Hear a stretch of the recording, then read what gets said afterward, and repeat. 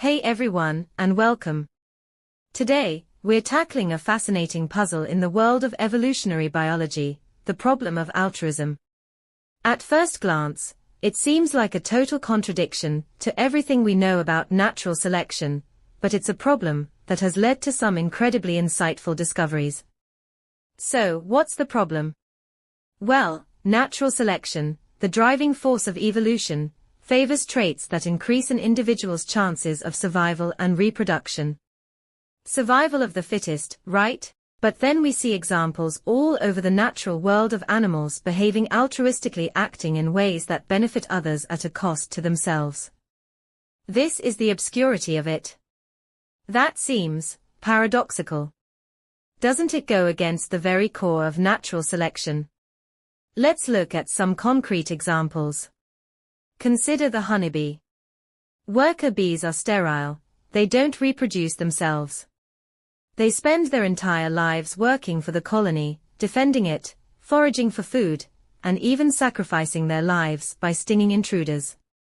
Or think about meerkats. One meerkat will often stand guard, exposed to predators, while the others forage for food. This is risky behavior for the guard, but it helps the group survive. Ants, termites, certain species of birds, even some mammals exhibit these kinds of cooperative, seemingly self-sacrificing behaviors. And here's where it gets counterintuitive. Why would an individual ever evolve to sacrifice its own well-being, its own chances of passing on its genes, for the benefit of others? Wouldn't natural selection weed out those altruistic individuals, favoring the selfish ones who prioritize their own survival? It seems like a direct contradiction. If genes are selfish, always striving to replicate themselves, how can altruism, which seems inherently unselfish, possibly exist? This isn't just a biological puzzle, it has deep philosophical implications. It forces us to question the very nature of cooperation and social behavior.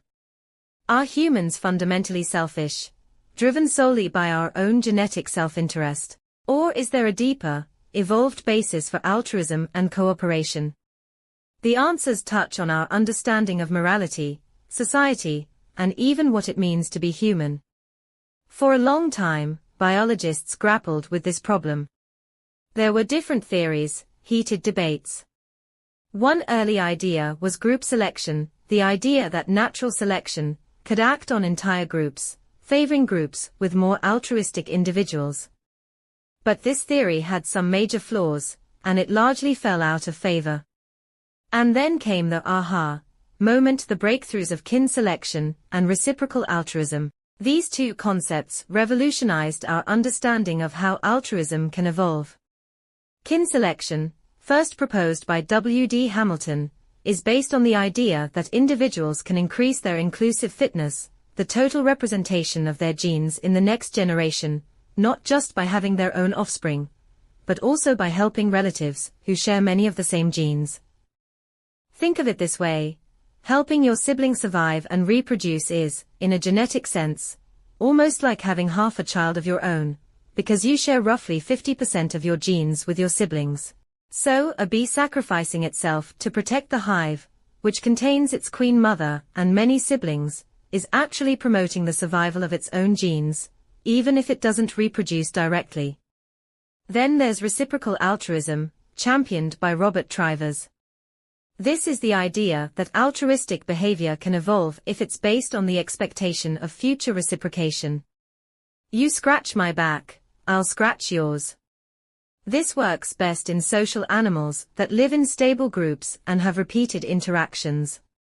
If you help someone today, they are more likely to help you tomorrow. This mutual cooperation can increase everyone's chances of survival. These insights have had a huge impact on fields like evolutionary biology and sociobiology, helping us understand the evolution of social behavior in a wide range of species, including humans.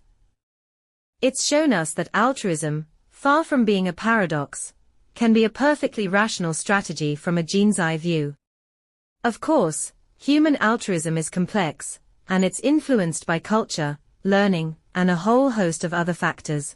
But the basic principles of kin selection, and reciprocal altruism provide a powerful framework for understanding the evolutionary roots of cooperation and self-sacrifice.